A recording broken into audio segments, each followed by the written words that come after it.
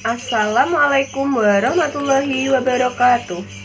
Hello, welcome in my YouTube channel. My name is Herliyana Budi Almadayanti from E1 class.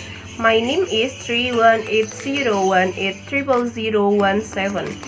This video is for my midterm test of teaching English for foreign language. In this video, I will explain about teaching method for foreign language. So, check it out!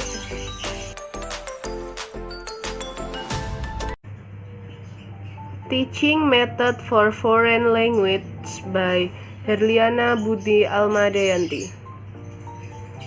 Modern foreign languages are evolving too. The way we learn them is changing, and the way we teach them is changing also. One thing that is certain is that we desperately need to increase the number of students who want to learn a higher level of language. There are a number of teaching techniques and approaches that have been used for years in schools around the world to involve students in language learning. Why is it so important for children to learn foreign languages? Well, first of all, many institutions now require students to have studied a language at least until age 16. Language learning also dramatically improves English skills.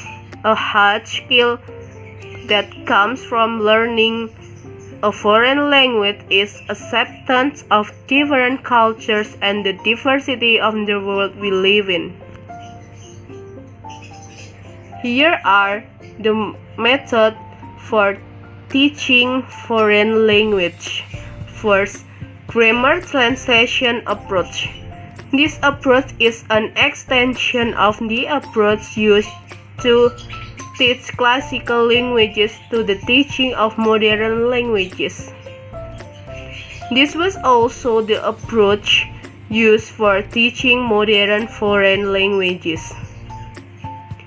This method two primary goals are to progress the learner's reading ability, to understand literature in second language, and promote the learner's overall intellectual development.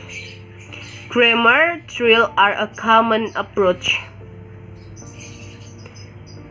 How might a grammar translation classroom be set up? The teacher gives the student a brief passage in the target language. The teacher provides some new vocabulary and gives the student time to try to translate the passage. There will be some new material included in the passage, perhaps a new case, a new verb, tense, or a more complex grammatical construction.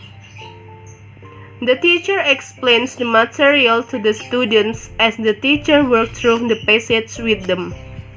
After the teacher gives students a series of translation sentences or a brief paragraph in the native language, and they translate it into the target language for homework.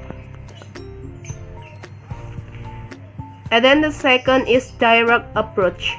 In the direct approach, or in the direct method, all teaching occurs in the target language, encouraging the learner to think in that language. The learner doesn't practice translation or use their native language in the classroom. Practitioners are the learners of this method believe that learners should experience a second language without any interference from their native tongue. The goal is to develop connection between experience and language. They do this by concentrating on good pronunciation and the development of oral skill. The third is reading approach. Respond to the difficulties faced in implementing the direct approach. Reading was considered to be the most valuable skill to have in a foreign language.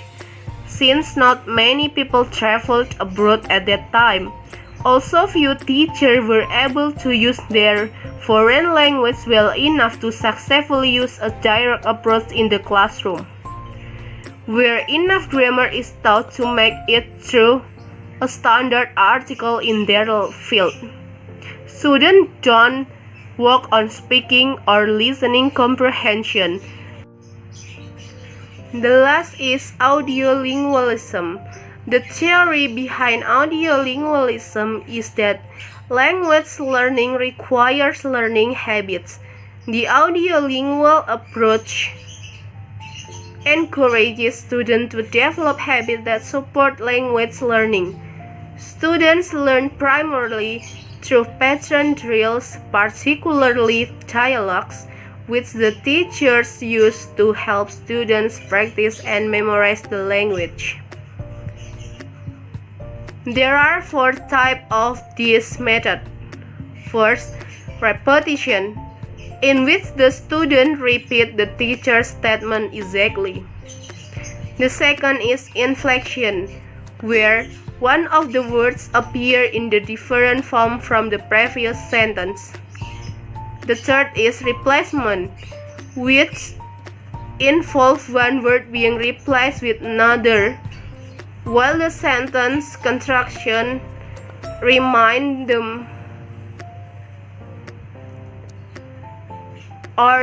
same. And the last is restatement, where the student paraphrase the teacher's statement. Enough for today. Thank you for watching, and don't forget to like, comment, subscribe, and share, and wait for the next video. Wassalamualaikum warahmatullahi wabarakatuh. See you. Bye.